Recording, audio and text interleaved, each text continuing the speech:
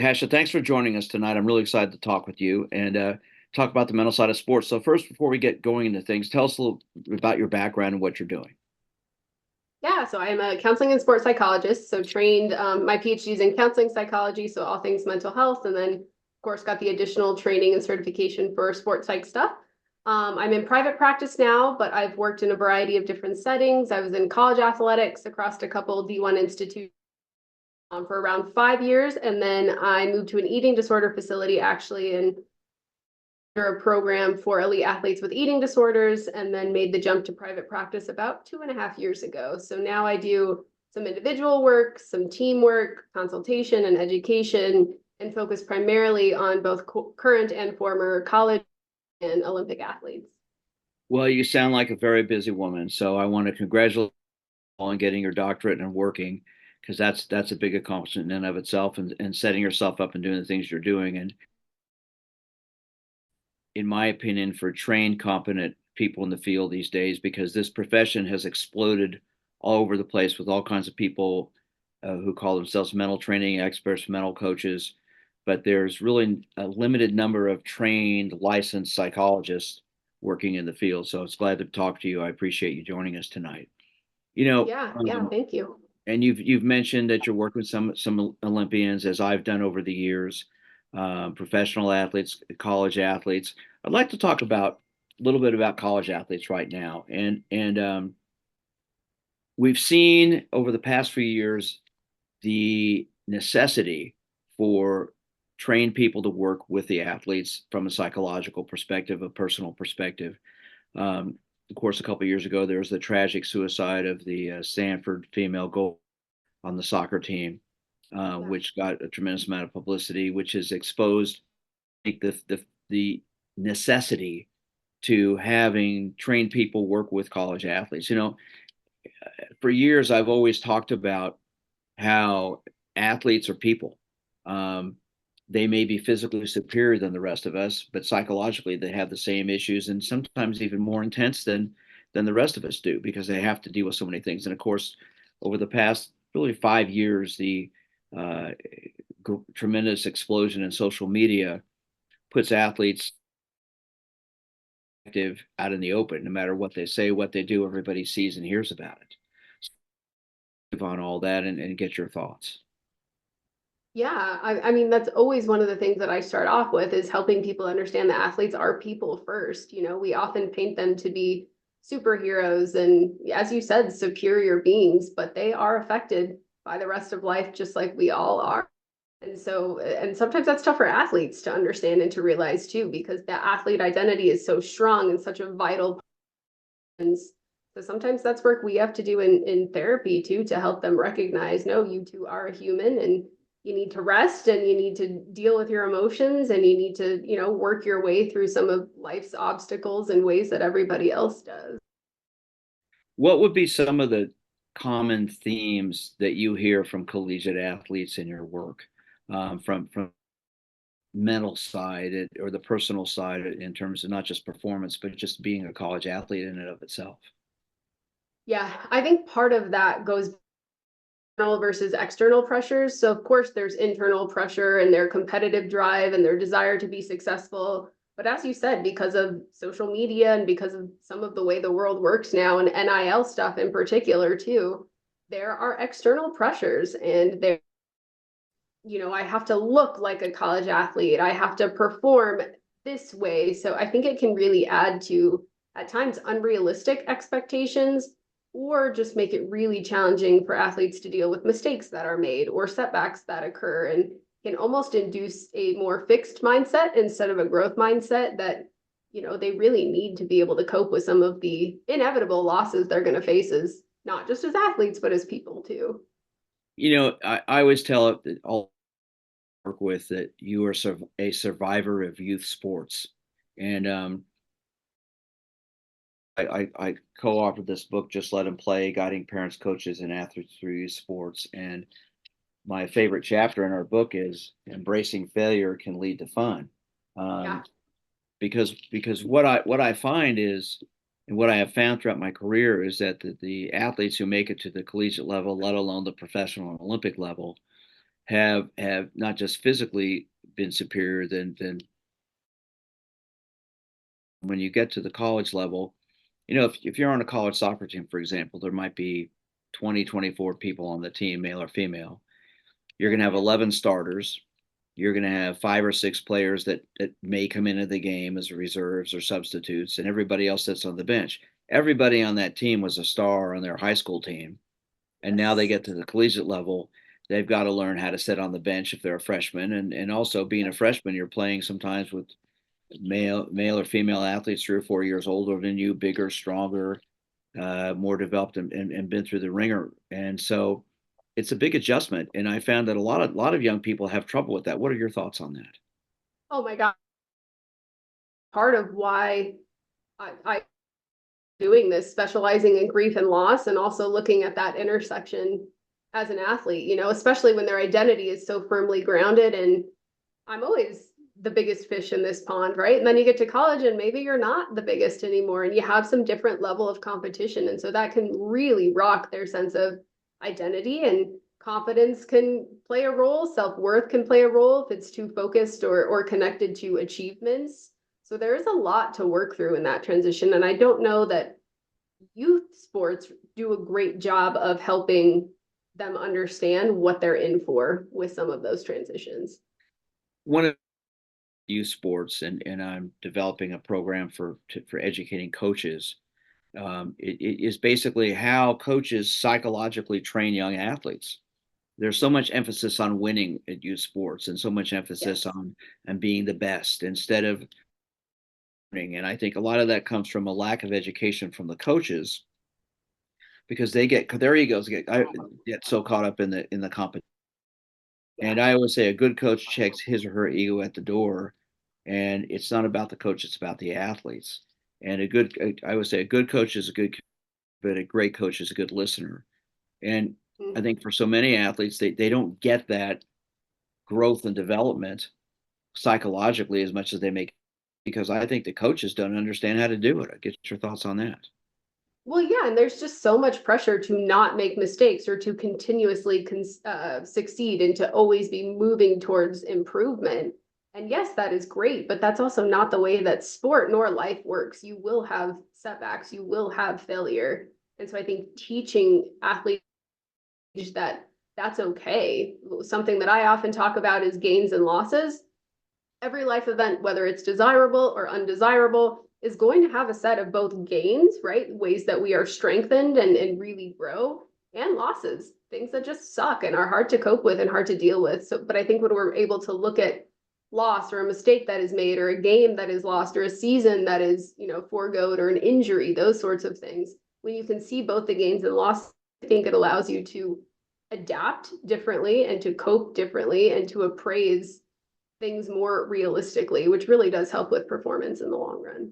I've got a sign. I'm looking at my window here. Babe Ruth struck out 1,330 times. I mean, Mm. I've got his bobblehead right by that too. I mean, no matter how good you are, you're going to fail. I mean, he had 714 home runs. He struck out almost twice as many times. Kobe Bryant, 2 years before he retired, God bless his soul, broke the record for most missed shots in the history of the NBA, and he played two.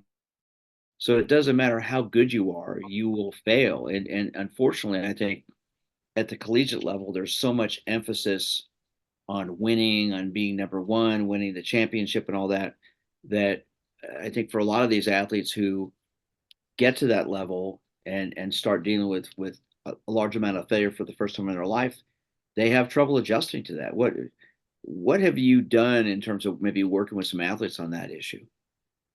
Yes. Yeah. So, I mean, my first answer comes back to the gains and losses and helping them look at, okay, this is what details of the story are you fixating on? And can we actually zoom out and look at all the moving pieces? So sometimes it's helping them build a broader perspective and understand what is within their control and what is not within their control. And then also kind of stepping back from the outcome itself and looking at what is process, what can be kind of cleaned up there. Because yeah, oftentimes they're just so fixated on a result and on one piece of a result that when you allow them to take a vantage points, it can give them more confidence and more security and like, okay, I know I can work through this. I have a and you may not like hearing this, but I have one of the Kansas City Chiefs Super Bowl jerseys on the wall here as a Broncos Mm, fan. But anyway, he has the letters FOE on there, stands for focus on effort. And we talk about mm, FOE versus FOR, focus on results. And that's been yeah, our whole work together has been on the effort he puts in each game and what he does, and not on the results of what happens. And consequently, he one of the stars of the team, and he's told me, he says one of the things that's been very helpful for him, he doesn't look at social media because if he makes a yeah, mistake, every awful he is, and he doesn't really care about statistics. He focuses more on the effort he puts in, and he says every game is a big game, every play is a big play. It doesn't matter what the play is, what the game is. He tries to focus on his effort, and he said yeah. that's helped him along the way. I want to get your thoughts on that. Well, and I think effort can really help bring you more present focused, which we also know from a performance perspective is really helpful. If you're thinking about what just happened or what happened 10 minutes ago or what's going to happen in the next play or the next series, whatever it is, you're not doing yourself a favor because it's hard for you to show up and do what you need to do and trust in the process and really bring that effort to the forefront. So I think that goes hand in hand with being mindful and present focused as an athlete. How do you get an athlete to work through that process when you've got somebody who maybe comes in with that issue? What do you say to them? How do you try to get them? Yeah, I think it usually starts with helping understand what they're thinking and what they're feeling, what is going on in their head. So you do have to do a little bit of an assessment to see what are the blocks, what might be getting in the way. And then you start to work on those issues. So sometimes it really is helping them with the mind body connection. Maybe sometimes they're so in their head that they're not just letting muscle memory and the continued decades, just do its thing. So that can be a role. How are we strengthening that mind body connection? Sometimes it really is evaluating some their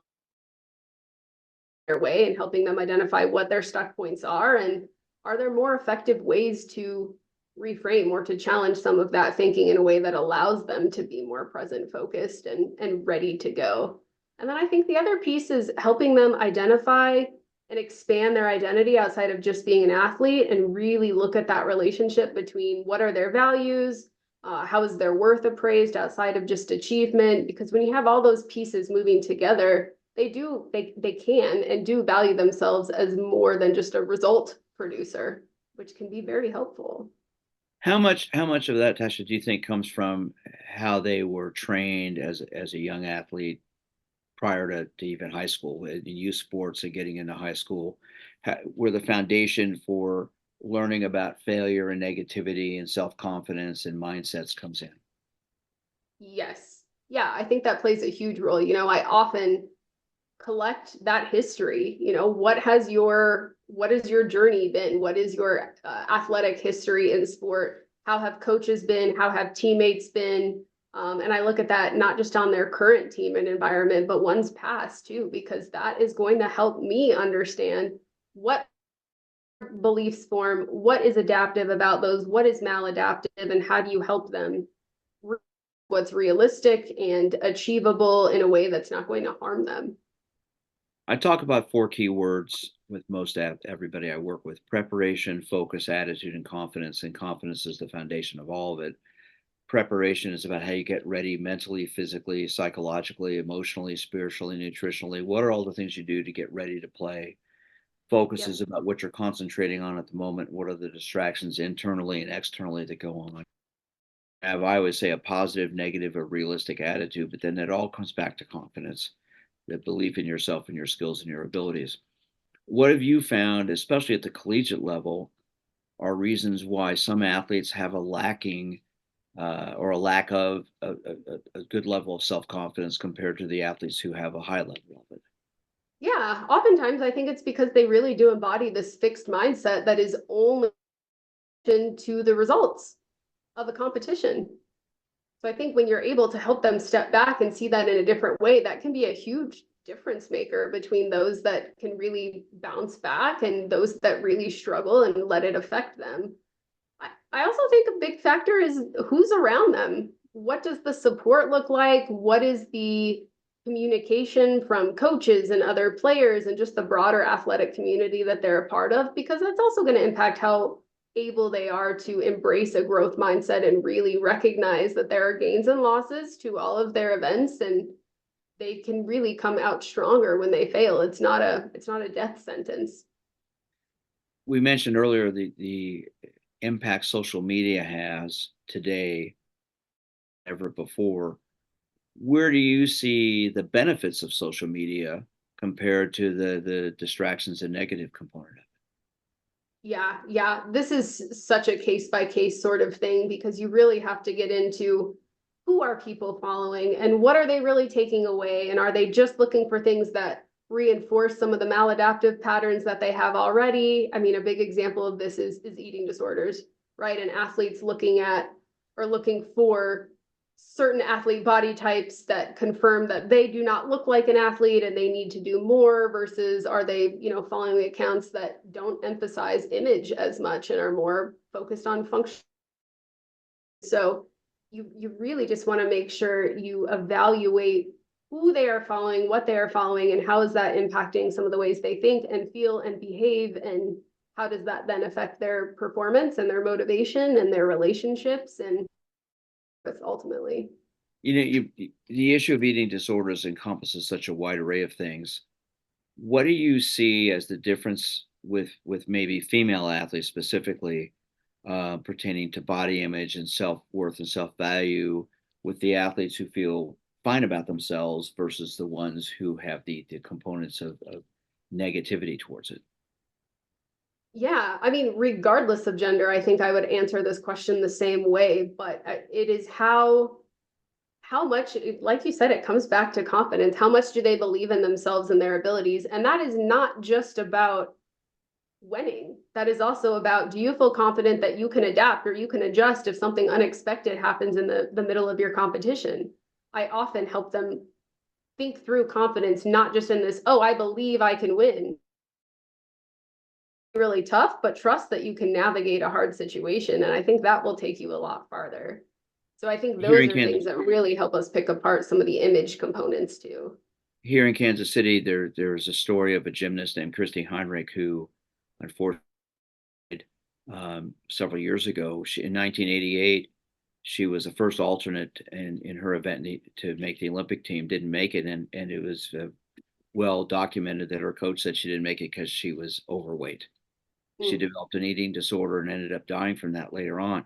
The impact coaches have athletes with things like that, I've seen throughout my career, and it's devastating for so many. I've had so many female athletes and some male athletes, mostly female, who I work with on this, who have had problems with their body image and self value. Comment a coach might make about how they see their body. Um, Yes. so how do you get somebody to work through that to overcome that? What would you do when that happens? Yeah, and it extends beyond one work that I do with that athlete because sometimes I do advocate and sometimes I try to look at policies and look at other structures within an athletic department because those structures are maintaining some really problematic ideologies. So I do try to work alongside other like-minded professionals, not necessarily psychologists, but other moving pieces of the whole entourage to try to change things from the top down. But then, of course, you're working individually to help that athlete figure out, again, what they can and can't control and how do you manage those things that you can't control. And is this the right program or the right place for you? And yeah, my gosh, it's so complicated. Yeah, it's so complicated, and you hit it right on the head. And that's where one of the things I always talk. In fact, I've got a gymnast I'm working with now who's going through the recruiting process, and one of the talked about with her and her parents is when they go on some of the recruiting visits to not only the athletes on the team, but how they're treated, how they're talked to, the things that to them about body image and things like that, if they even do bring that up. Um, Yeah. and look for some of the warning signs because she's been to two schools, quite frankly, that she said, I'm not going to, she's pursued two schools where she's heard some pretty negative things that the coaches say. And she goes, I'm those are places out off my list now. So I think Yes. you brought up the whole group of people were not just psychologists, but coaches, trainers, nutritionists, everybody plays a role in all that. And it's so Yes. important today. And of course, body image, especially for so many young, is so important. There's got to be proper training across the board in all those areas, really, to understand where you fit in, because everybody something, and there it's Yeah. important to have the accessibility to train people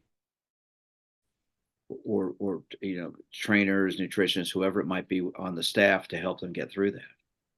Oh, for sure. Yeah. And part of it is deciphering what is a image you want to look this way, but also how are you actually performing? What is the functionality of your body? What is the strength of your body? So I think sometimes problematic is that really problematic relationship is super helpful because they get so fixated on I must look like this, but it's like, hey, but if you look like that, are you actually performing well? And what does it take to look like that? Is that really realistic or achievable for your body? In terms of that, what would you do to try to get somebody to work through that issue of a fixation on body image versus how they feel about themselves? Yeah, it is a lot of work detangling motivation for sport and how connected is their sport to any sort of disordered eating and or body image concerns. So that's part of it. That's a big bucket, and that is by no means an easy task. But I also think it is, again, emphasizing functionality and helping dispel some of the misconceptions and talking about social media, right? Where are they getting these images in their head of what they should look like to begin with? So, again, a lot of different moving pieces there. And I think you also have to look at their social environment, what a teammates say, what a coaches say, past and current, because that's also going to play a role in my work with them. And it's hard if everyone else is saying one thing in their inner circle and I'm the only one that's kind of combating some of these body image issues or concerns. That's big progress. So we got to look at all those factors. You bring up something that I've encountered throughout my 40 plus years of work is that whole issue when you've got, for example, a coach who doesn't get it Yes. and is contradictory to the things you or I might be saying.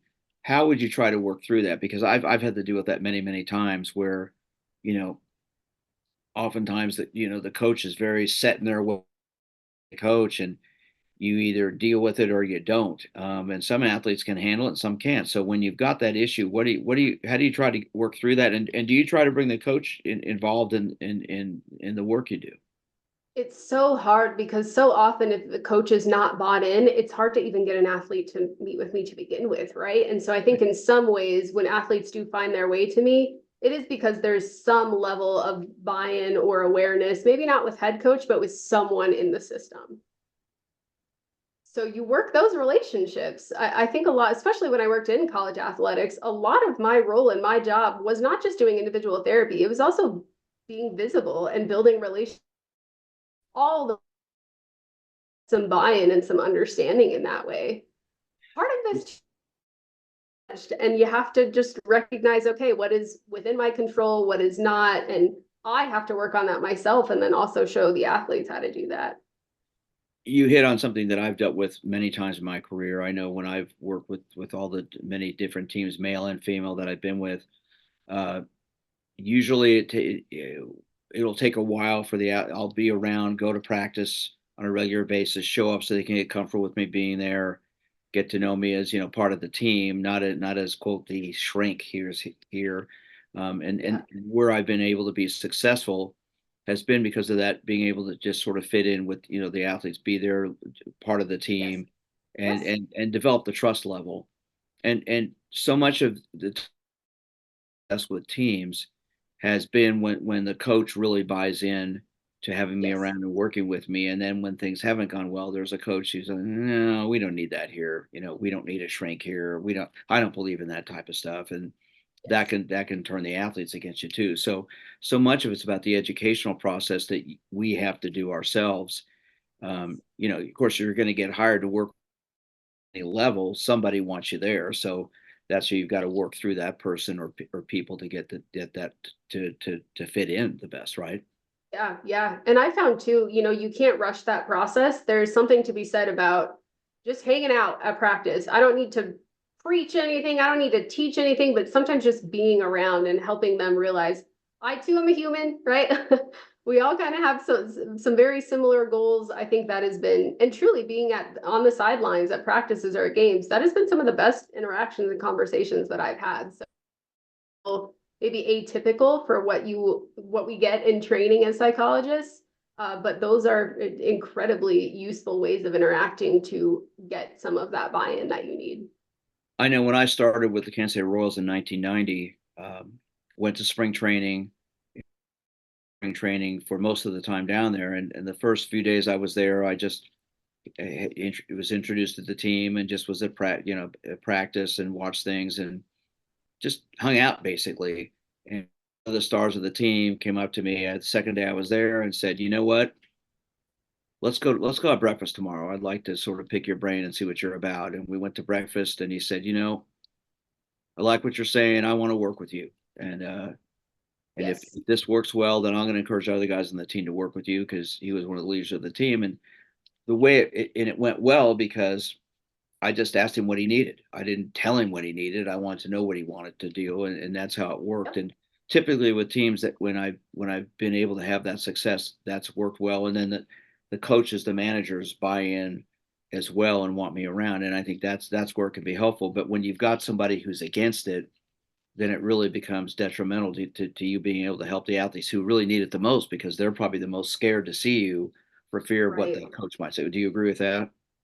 Yes. Oh my goodness. Absolutely. It can be, hands are kind of tied in certain ways. And I think as a helper, right, we get into this profession to help. That can be very, very challenging to kind of sit back and watch. And yeah, like I said, that's a lesson for us too, as far as what can we control, what can we not control, and how do we navigate some of these systems when our efforts aren't seen or valued in the way that they are in other places.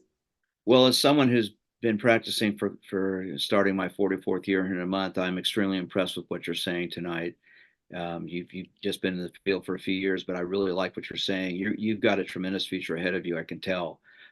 Your understanding is very obvious with how this is going to work for you. So I want to congratulate you on what you've done so far, and I can see you've got a great future ahead of you. So I want to thank you, Natasha, for joining us tonight. If people like to get a hold of you, how can they reach you? Because I'm sure a lot of people who hear this would gain a lot by talking to you and finding out about you. Yeah, well, first and foremost, thank you so much for that. In terms of contacting me, my website is npttherapy.com. I'm also on Instagram at NPT Therapy, LinkedIn, Facebook, just with my name, Natasha P. Trujillo.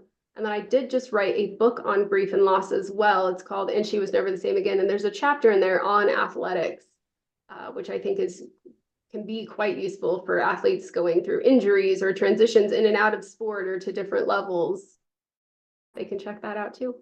Well, thank you so much for joining us tonight. This has been a fascinating interview, and I really mean what I'm saying. I can see you've got a great future ahead. We need someone like you working with athletes, and congratulations, and I'm looking forward to hearing more about you. Awesome. Thank you so much. I appreciate being on. Okay. Well, as everybody listens, you can find more of these episodes on my website, winnersunlimited.com. Click on the podcast tab. Check out any of the apps. They're on it everywhere. I appreciate you listening to this. And, you can reach me several ways at winnersunlimited.com. My email is drj@winnersunlimited.com. My office number is 816-561-5556. Thanks for listening and take care.